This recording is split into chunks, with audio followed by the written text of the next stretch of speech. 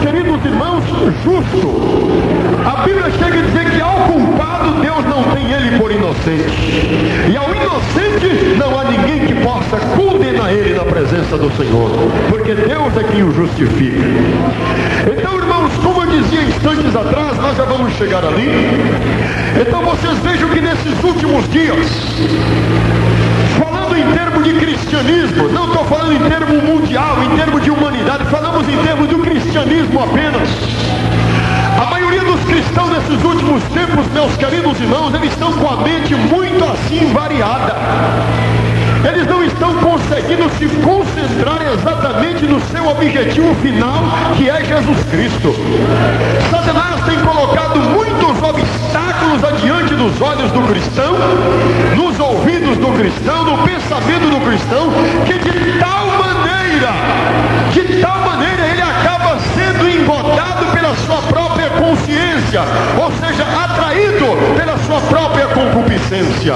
E com isso aí, meus irmãos, a Bíblia chega a dizer que havendo a concupiscência concebido, ela vai gerar o pecado. E o pecado sendo consumado, nós lemos aqui que ele vai trazer a morte.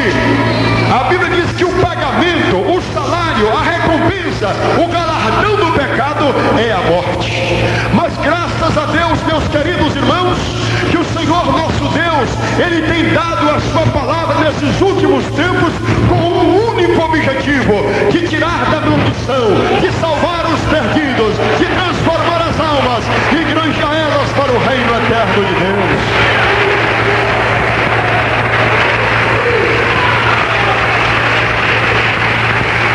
Uma pessoa, meus queridos irmãos, ele não pensa que qualquer pecado que ele venha a cometer, isto possa tornar-se uma gravidade muito séria para ele diante de Deus. Vocês vejam, irmãos, há muitas pessoas, meus queridos irmãos, que pensam que há pecado grande, há pecado pequeno. Sim, a Bíblia diz que aquele que me entregou, o maior pecado tem. É lógico que há pecado maior e há pecado menor, mas não deixe de ser pecado diante de Deus. A Bíblia diz lá em 1 Tessalonicenses, no capítulo 4, a Bíblia diz que Deus não nos chamou para a imundícia, ou seja, para o pecado. Deus nos chamou para a santificação e nos deu o Espírito Santo, o qual nos santifica para Deus. Aleluia! Amém? Agora vocês olhem, meus queridos irmãos, que nós antigamente, a Bíblia disse aqui para nós no versículo 20, que nós éramos servos do pecado. Lá em São João capítulo 8, versículo 34, a Bíblia diz que todo aquele que comete pecado é escravo do pecado, é servo do pecado. Foi por essa razão que Jesus veio. Ele veio com uma única finalidade. Ele disse, meus irmãos, que a verdade, a sua palavra, ela tem o poder de libertação. E conhecereis a verdade, e a verdade vos libertará. Ela tem uma única finalidade: causar a libertação interior do homem. Amém? Talvez você possa me dizer, mas irmão, eu não estou preso no pecado. Irmãos, a liberdade ela vem de dentro para fora e não de fora para dentro. Quando o homem ouve a palavra do Senhor, ela começa a fazer uma transformação no seu interior. Lá em Romanos capítulo 8, no versículo 2, a Bíblia diz: não vos conformeis com este mundo, mas transformai-vos pela renovação do vosso entendimento, para que experimenteis qual seja a boa, perfeita e agradável vontade de Deus na sua vida. Esta é a realidade e o desejo de Deus. Aleluia! Agora alguém pode dizer, irmão, mas por que há tantos crentes que não conseguem vencer e desviam do Evangelho? É muito simples, meus irmãos. Lá em Hebreus no capítulo 12, a Bíblia diz bem claro: correi com paciência a carreira que vos está proposta, olhando para Cristo Jesus, autor e consumador da fé. Mas existem muitas pessoas que olham para o irmão, olham para a irmã, olham para fulano, olham para Beltrano. Não, irmãos, não é assim. Se eu olhar para você, eu vou enxergar defeito na sua vida. Se eu olhar para você, eu vou enxergar falha na sua vida. Mas quando eu olho para Cristo, irmão, as coisas são diferentes para mim. Quando eu olho para Jesus, há uma diferença muito grande. Aleluia!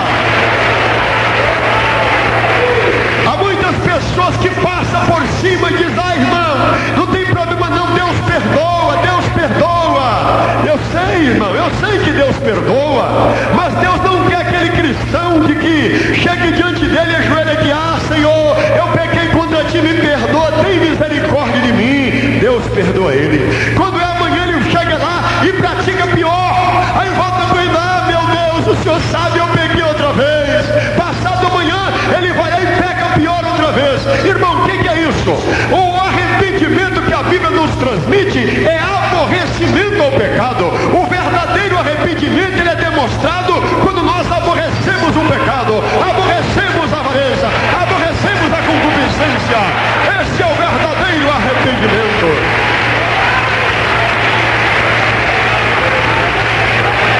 Você sabe que o homem pode alcançar a salvação na última hora, no último instante da sua vida.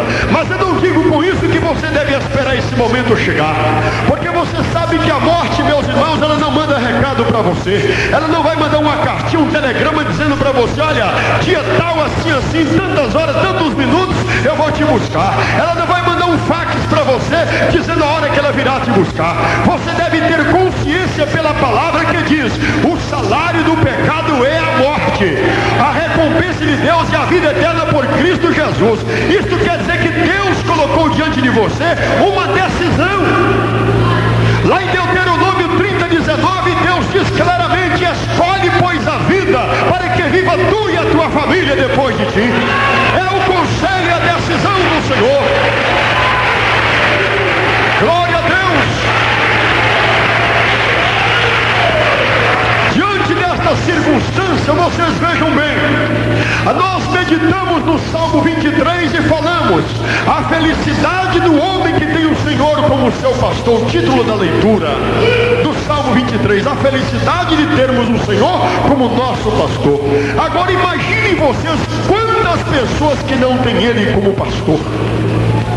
Quantas pessoas que clamam por Aparecida, que clamam por Guadalupe, que clamam por Fátima, clamam por João, clamam por Pedro e não clamam por Jesus. E eu encontrei na Bíblia dizendo que tudo quanto pedirdes em meu nome, meu Pai, eu farei, para que o Pai seja glorificado no Filho. Amém, irmãos? Então é claro, se eu perguntar aqui quem gostaria de ser condenado e lançado no inferno, você vai dizer: cruz credo. Então Deus me livre, o sangue de Jesus tem poder. Esta é a palavra que muitos vão dizer. Mas então por que o homem não recebe o conselho de Deus e o acata e o aceita e o teme? Por que, meus irmãos? Porque exatamente está aí no mundo o amor às coisas pecaminosas. Lá em 1 João capítulo 2, a partir do versículo 13, a Bíblia diz: não ameis o mundo nem o que no mundo há. Se alguém ama o mundo, o amor do Pai não está nele. Porque tudo o que há no mundo, a concupiscência da carne, a soberba da vida, não é do Pai, mas do mundo. E o mundo passa, e a sua concupiscência, mas aquele que faz a vontade de Deus, este permanece para sempre.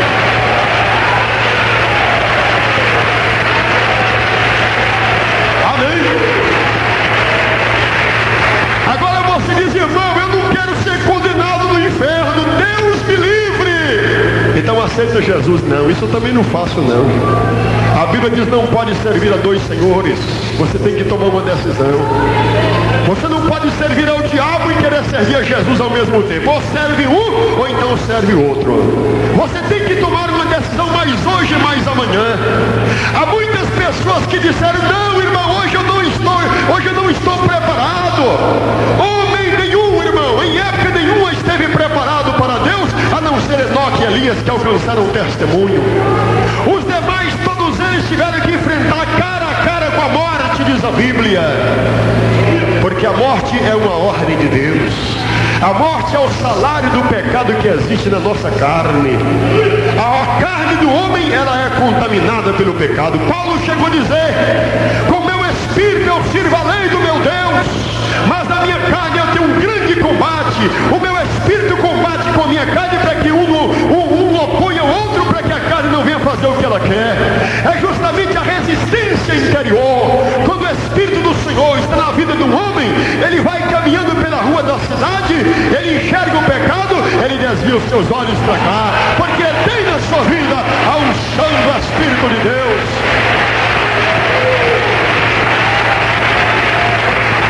queridos irmãos,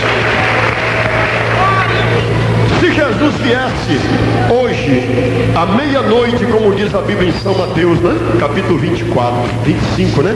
A parábola das 10 virgens. E à meia-noite, ouviu-se um clamor dizendo, aí vem o esposo. E se esta meia-noite for hoje? Se esta meia-noite acontecer hoje, há muitas pessoas aqui que vão esperar, quando estiverem preparadas, para chegar e dizer, Jesus, eu quero te aceitar. Jesus, eu quero que o Senhor salve a minha alma e perdoe meus pecados. Aí eles vão bater na porta. Senhor, abre-nos a porta.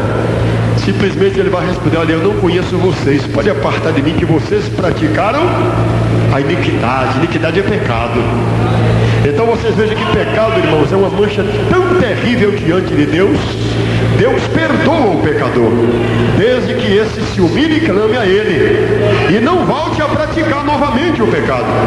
Porque a Bíblia diz lá em Gálatas, meus irmãos, no capítulo 6, no versículo 7, não erreis, Deus não se deixa escarnecer, tudo que o homem semear, isso também ceifará. Você conhece aí a lavoura, não conhece? Quem já trabalhou na lavoura aí? Quando você semeia feijão, você não vai querer colher laranja, né, meu irmão? Então você sabe muito bem o que você plantou e o que você espera colher. Se você lavrou a terra, preparou a terra, plantou a sua semente, olhou para o céu e disse, oh meu Deus, manda chuva agora, porque é só o Senhor para abençoar. Aí no seu tempo Deus manda chuva para nascer. Você pensa que o pecado que você tem praticado às escondidas não é uma semente que está brotando dentro de você? Você que não procure chamar o lavrador para fazer uma limpeza na sua vida, tirar o joio do seu coração, queimar a palha que não presta, tirar a má semente da sua vida, se você não fizer isso, a condenação é iminente. Aleluia, é iminente a condenação, diz a Bíblia. Irmãos, o que eu não posso compreender é como Satanás ele consegue cauterizar, paralisar a mente da pessoa ao ponto de dizer, não, eu estou bom de saúde, eu vou esperar mais para frente, eu vou aproveitar um pouco mais a minha vida, depois eu decido. Meus irmãos, foi agora na passagem de ano, do dia 25 para 26 aí de dezembro passado, que os irmãos me trouxeram um jornal com a reportagem do que ocorreu lá na BR-262, próximo ao Rio Paraupeba, em Belo Horizonte. Aconteceu um grave acidente. Um Passat tinha 6 pessoas, um marido, a mulher e 4 filhos. Um cadete vinha com o esposo, a esposa e 3 filhos. Aí de repente alguém ali estava um pouco embriagado, tomou um pouquinho demais naquela madrugada, comeu bastante churrasco, a barriga estava cheia, tomaram muita champanhe para festejar o nascimento de Cristo, que esse não é o verdadeiro Jesus. Jesus não é festejado com cachaça, não é festejado com vinho, não é festejado com embriaguez. A alegria do Senhor é quando nasce no coração de um homem que o recebe. Glória a Deus. Amém. E foi exatamente naquela madrugada, quase às 5:30 da manhã, ali vinha uma pessoa de um lado e vinha outro de cá, e chegando próximo a uma ponte, estava um pouco molhado a pista, aí alguém não enxergou bem, porque uma pessoa embriagada não pode assimilar bem as coisas, aí então aconteceu um acidente, e naquele acidente, meus queridos irmãos, os 6 passageiros que estavam naquele Passat foram esmagados, de tal maneira que a mulher, o marido, as crianças que lhe estavam, nenhum deles escaparam. Se eles soubessem que a morte estava aguardando eles ali, eles jamais passariam por ali. Se eles tivessem aceitado o eterno Deus como Salvador, eles não estariam embriagados uma hora daquela da madrugada, estariam na casa do Senhor louvando a Ele. Amém? Mas é o que a Bíblia diz, que as concupiscências dos olhos, elas trazem a semente ao coração do homem, e esse abraça o pecado com muito prazer e amor. E aqui a Bíblia traz tão claramente, o salário do pecado é a morte. Nenhuma pessoa do seu coração ele pensa, quando eu morrer eu vou para o céu. Esse é o pensamento dele. Ele pode estar aí um borracho, pode estar embriagado, pode estar no adultério, pode estar vivendo a vida no pecado e de qualquer maneira em fora, que o pensamento é esse: quando eu morrer, eu vou para o céu. Mas, meus amados irmãos, o céu é para aqueles que recebem a Cristo. Cristo é o caminho, Cristo é a salvação, Cristo é a vida, Cristo é o próprio Deus nos trazendo a salvação.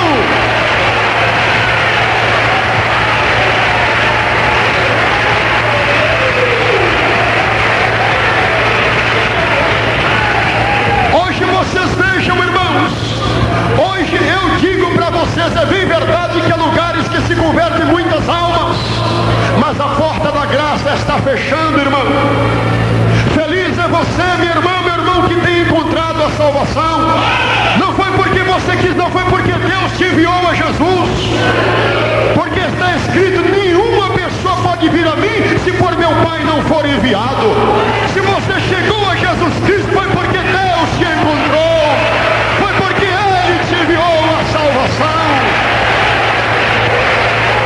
Glória a Deus. Agora, por quê? Aqui no versículo 21 fala que tem muitos que têm envergonhado do Evangelho. Que antes você vivia no pecado, você não tinha vergonha de matar, de adulterar, de roubar, de prostituir, você não tinha vergonha. Por que que agora Satanás colocou dentro do seu coração a vergonha de testemunhar o verdadeiro Salvador, que é Jesus Cristo? Antes abre a tua boca e confesse que Ele é o teu Senhor.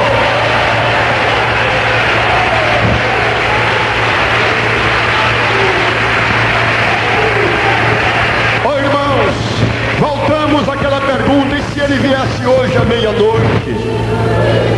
Quantas pessoas aqui que receberiam o salário do pecado hoje mesmo? Ah, irmãos, Deus sabe, é lógico que Ele sabe, você também sabe. Lá em 1 Coríntios capítulo 2, versículo 9, a Bíblia diz que ninguém sabe as coisas do homem, senão o Espírito do homem que nele habita. E assim ninguém conhece as coisas de Deus, senão o Espírito de Deus. Então você sabe o que há na sua vida, e você sabe que não há decisão para você, tudo ou nada para Jesus. Ah, mas eu vou esperar amanhã. Se você esperar, o problema é seu. Hoje Jesus te oferece aqui a graça, o caminho, a verdade, a vida, a salvação. Se você não entrar por esse caminho, amanhã pode ser tarde demais. Aleluia. Eu me lembro, meus irmãos, que em Romanos 11, versículo 22, há uma palavra para os crentes. Para os crentes, exatamente. Considera, pois, a bondade e a severidade de Deus. A severidade certamente para com aqueles que caíram, e a bondade para contigo, se permanecer nesta dignidade. De outra maneira, tu também serás cortado. Dá para você compreender esta palavra? Se você não permanecer na benignidade de Deus, que é Cristo, você também vai ser cortado. E a Bíblia diz que João Batista, pela fé, ele pregava: raça de cobra! Quem é que ensinou vocês a fugir da ira futura? Eis que o machado já foi colocado na raiz das árvores, e aquele que não der bom fruto será cortado e lançado no fogo. Aí dá para você analisar: o machado, a espada, o martelo é a palavra do Senhor. Ela já está posta na raiz da árvore, que é o homem. Oh, glória a Deus. A palavra do Senhor já foi colocada em você. Agora você, sim ou não para Jesus, você tem que tomar uma decisão. Se você falar: Jesus, eu digo sim para o Senhor, então aquele que toma o nome do Senhor nos seus lábios, aparte-se também do mal. Ah, irmão, mas eu não consigo. Você tem que conseguir. Aquele que morreu na cruz do Calvário, ele venceu tudo, inclusive o diabo, inclusive a sua fraqueza, inclusive o seu desânimo. Ele diz lá em Apocalipse 21, no versículo 5: eis que faço nova todas as coisas, e para Ele é possível renovar também a sua vida. Aleluia. Irmãos, às vezes eu me pergunto: meu Deus, por que há pessoas que desviam do Evangelho? Qual é o motivo? Ah, irmão, vem tanta luta na minha vida, meu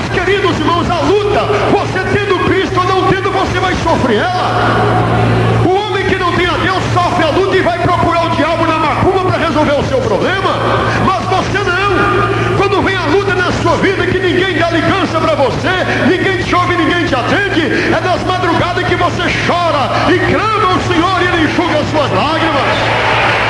Aleluia!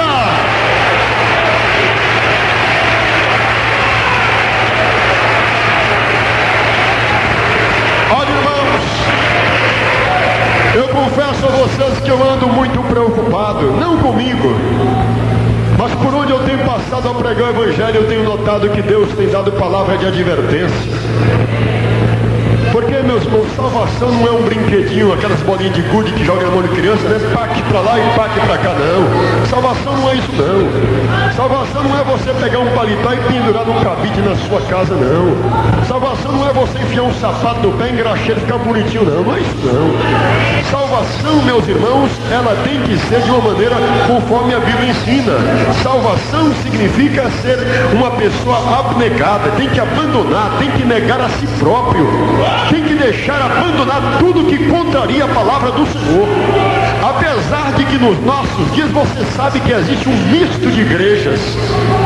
Satanás, ele está trabalhando aí, vocês sabem disso, vocês não são crianças. Vocês estão examinando a Bíblia e têm orado e buscado a Deus, e Deus tem dado discernimento para aqueles que são espirituais.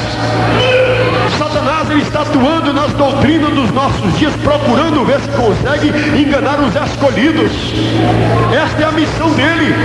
Então vocês vejam que lá em Timóteo capítulo 4, 1 Timóteo capítulo 4, versículo 1, a Bíblia diz que o Espírito expressamente diz que nos últimos tempos muitos apostatarão da fé, dando ouvido a espíritos enganadores e a doutrinas de demônios. Quem são as pessoas que dão ouvidos e são enganadas? São aqueles que não nasceram de novo. Porque o homem e a mulher, quando nasce de novo, é aquele que diz: Jesus, eu te recebo como Salvador da minha alma e eu vou ser fiel até a morte. Glória a Deus!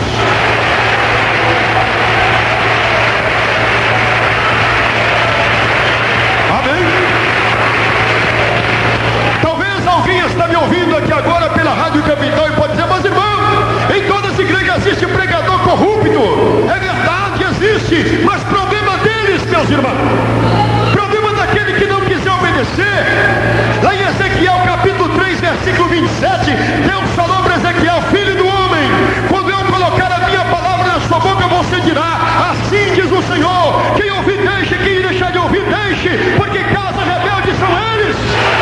É assim que diz a Bíblia, tem que ser assim, se não para Deus, irmão. Aleluia! Vocês pensam que os pregadores não conhecem a Bíblia? Sim, conhecem. Só que muitos deles usam a Bíblia com finalidades diversas. Uns usam a Bíblia para poder arrecadar dinheiro, outros usam a Bíblia para jogar pedra nos outros, outros usam a Bíblia para poder somente passar a mão em cima da igreja e deixar eles no pecado. Mas a Bíblia não é para ser usada desta maneira. O Senhor Jesus falou em São Mateus 24, 35, São Lucas 21, 33, que passará o céu e a terra, mas as minhas palavras não passarão.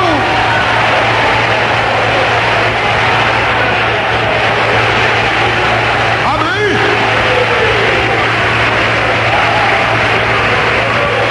Não pense vocês, meus irmãos, que esta palavra é só para aqueles que estão sentados. Esta palavra é para aquele que prega. Problema dele se ele estiver errado. Problema dele se ele estiver errado.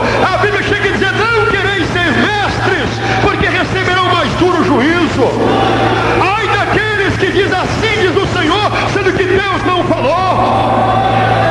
Sabe que Satanás, irmão, ele trabalha nesses últimos dias. Ele tem dado um salário que está entampando, engodando os olhos dos cristãos. E no fundo, eles esquecem que o Senhor fala: eu repreendo, eu castigo a todos que eu recebo como filho.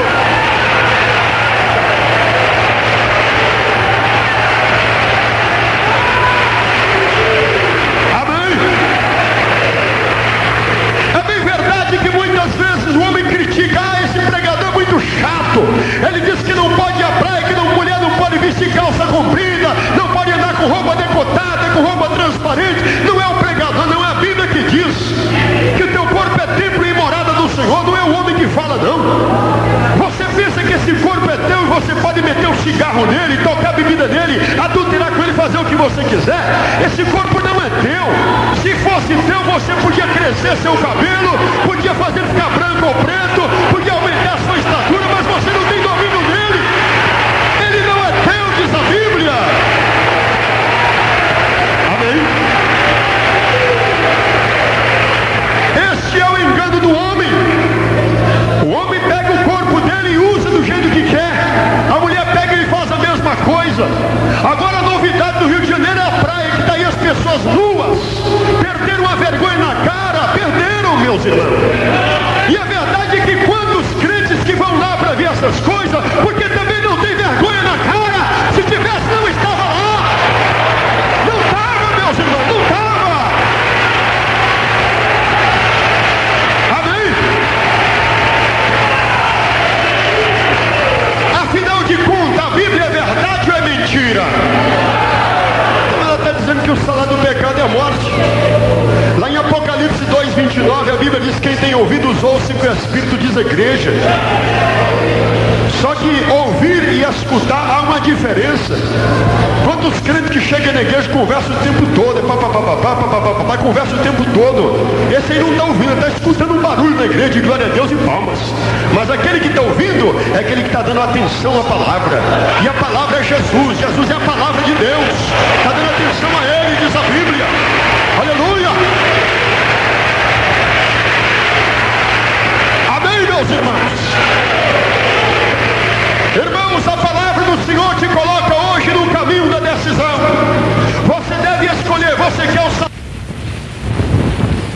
eterna.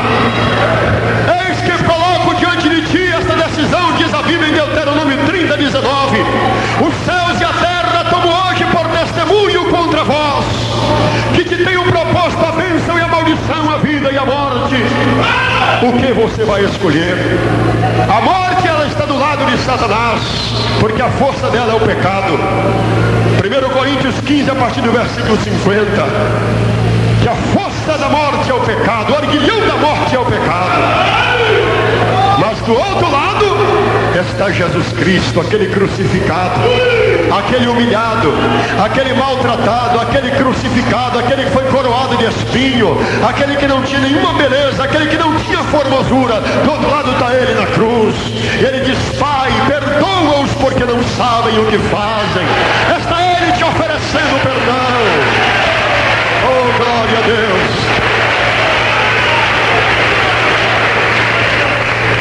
Escolhe, irmão. Hoje você vai decidir. Fica todos de pé, por favor. Nós estamos diante de uma decisão muito séria. Nós estamos diante de uma decisão eterna. A decisão que meu irmão e minha irmã tomam hoje aqui, ela vale por toda a eternidade. Se você hoje dirigir ao altar e dizer: Senhor, eu compreendo na verdade que eu sou um pecador e que o Senhor tem o perdão para mim, eu me humilho diante de ti e te reconheço como o único Salvador da humanidade, aí então Ele vai te perdoar. Agora, caso você endurece seu coração e diz: não, hoje eu não estou preparado, hoje eu não vou, outro dia quem sabe, é problema teu. Você já conhece o que deve fazer. Irmãos, se Jesus viesse hoje à meia-noite, se Jesus viesse hoje à meia-noite, quantos cristãos que estão metidos nos motéis aí agora, que tem o nome de crente, quantas crentes que estão aí atrás dos motéis aí, que tem nome de crente, tomando em vão o nome do Senhor na sua boca. Você sabe disso. Meu irmão, minha irmã, qual a sua decisão? Você que não é crente ainda, decida-te e vem aqui se humilhar diante de Deus. E eu humildemente quero pedir a Ele que te perdoe. Vem aqui diante do altar do Senhor. Vem. Não pense você que você é grande, que você é pequeno. Você é uma pessoa de Deus. Isso, meu irmão, chegue. Vem aqui diante do altar do Senhor. Chegai-vos a Deus, diz a Bíblia. Chegai-vos a Deus, diz a Bíblia. Vem, meus olhos, fica aqui, por favor. Vem, meus. Olha, irmãos, não fique esperando, não. sabe que você vai ter que tomar essa decisão para a sua salvação. Ninguém pode decidir por você. Ah, irmão, mas o meu esposo, a minha esposa, lá em Gênesis 19:17 tem resposta. Escapa-te por tua vida. Ló teve que escapar pela sua vida porque a esposa dele teve que olhar para trás, né? E a Bíblia diz, não é para olhar para trás, é olhar para Cristo. Onde estão as demais pessoas que querem receber a tua salvação no Senhor? Se você não quer receber a Ele, que você acha que tem condição de alcançar o perdão pelos seus próprios esforços. Chega, meu irmão, e se humilha para Deus, hein, minha irmã? Chegue a Deus. Chega a Deus, chega a Deus. Chega ao Senhor. Olha, irmãos. Amém. Chegue, minha irmã, chegue para cá. Irmão, Satanás, eu sei que está aí agora colocando vergonha em muita gente. Isso, meu companheiro, chegue para cá. Mas você pode simplesmente dizer, não, se eu não tomar minha decisão agora, amanhã pode ser tarde demais. Amanhã pode ser muito tarde. Hoje Cristo te quer te salvar.